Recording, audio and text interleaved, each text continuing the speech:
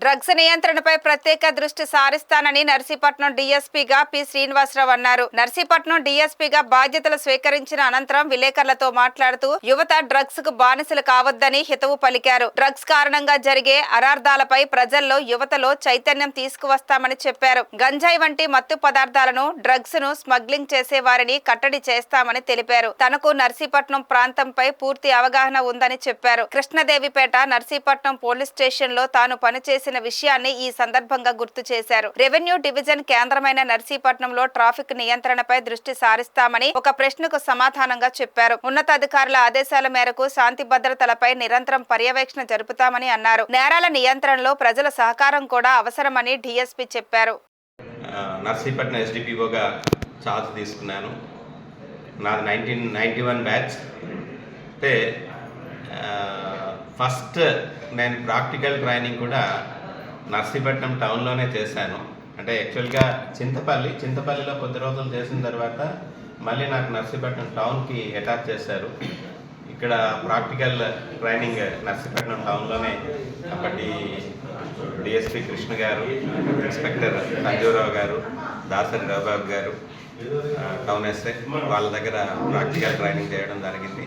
అక్కడి నుంచి first posting training complete చేసుకున్న తర్వాత ఇదే సబ్ డివిజన్లోని కృష్ణదేవిపేట పోలీస్ స్టేషన్లో 92 డిసెంబర్ 23 ఛార్జ్ చేసుకొని ఒక 8 months పాటు చేయడం జరిగింది.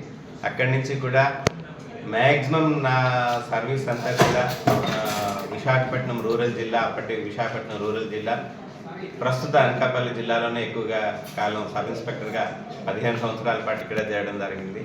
అలాగే నర్సీపట్నంకి వచ్చేసరికి కరోనా టైంలో అయితేనేమి, లేదా SC/ST సెల్ డిఎస్పీ అనకాపల్లిగా కూడా ఇక్కడ చాలా కాలం చేయడం జరిగింది. 4.5 years SC/ST సెల్ డిఎస్పీగా నేను వర్క్ చేయడం జరిగింది. ఇక్కడ ఏరియా కూడా చాలా వరకు నాకు అవగాహన ఉంది.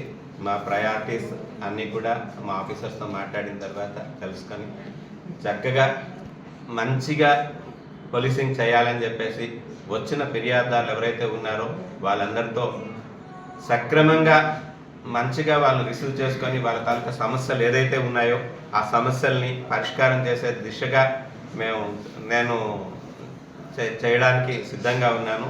అదే విషయం నా తాలూకా సబార్డినేట్ ఆఫీసర్స్ ఎవరైతే ఉన్నారో వాళ్ళందరికీ కూడా ఇన్స్ట్రక్షన్స్ ఇచ్చి అదే విధంగా చేయిస్తాము.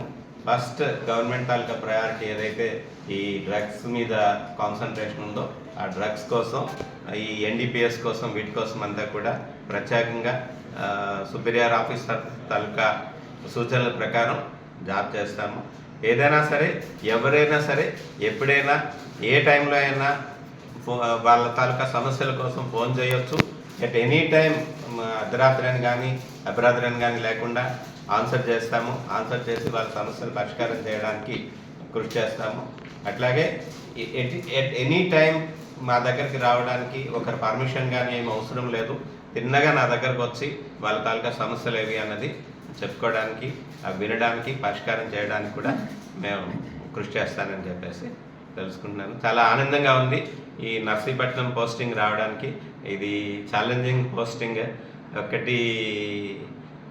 2 నియోజకవర్గాలు కూడా నర్సీపట్నం స్పీకర్ గారు ఉన్నారు. అలాగే పాయకరావుపేట మా హోమ్ మినిస్టర్ గారు ఉన్నారు. ఇవన్నీ కూడా చాలా జాగ్రత్తగా చేయాల్సిన అవసరం ఉంది. డెఫినెట్గా ఇది ఛాలెంజింగ్గా తీసుకొని చేస్తానని చెప్పేసి థ్యాంక్ యూ వెరీ మచ్.